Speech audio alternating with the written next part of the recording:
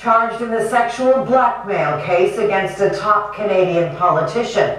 CTV News has learned who was on the receiving end of sexually explicit images Tony Clement sent to an online account, who lured a seasoned parliamentarian into trading graphic images used in an extortion attempt. CTV's Ottawa Bureau Chief Joyce Napier is breaking this story tonight. Joyce. Well, Lisa, the arrests were made by the Ivory Coast cybercrimes unit in an investigation that sources confirmed is linked to Tony Clement. These are the two men accused of posing online as women and blackmailing Ontario MP Tony Clement. According to the Ivory Coast government, the men, only identified as CH and DML, had targeted Clement and a French citizen.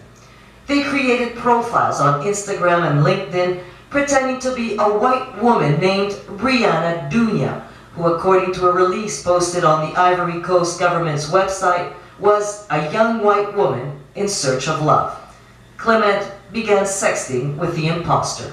Like any relationship that lives behind a screen, erotic photos and videos were exchanged for the happiness of the lovebirds, the release says. But Clement soon realized that Dunya was not who he thought she was. She wasn't in search of love at all. The two African men behind the fake Instagram profile wanted money, demanding Clement pay 50,000 euros, over 75,000 Canadian dollars, if he didn't want those erotic photos and videos publicly exposed. New information became available today that suggests that there are allegations that this was not an isolated incident. Clement was kicked out of the Conservative caucus after admitting he had been blackmailed and that he was actually a chronic sexter.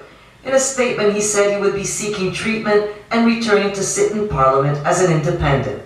The federal government is well aware of what it calls romance scams, citing the Ivory Coast as one of the main offenders. A warning was posted in 2015 by the government of Stephen Harper while Clement was serving in his cabinet.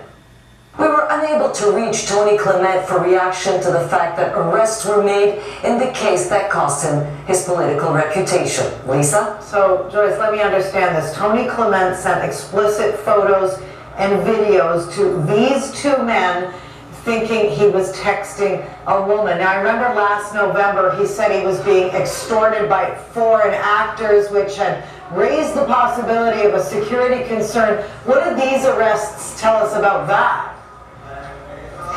Well, Lisa, when Clement first resigned, many thought this could be a national security concern.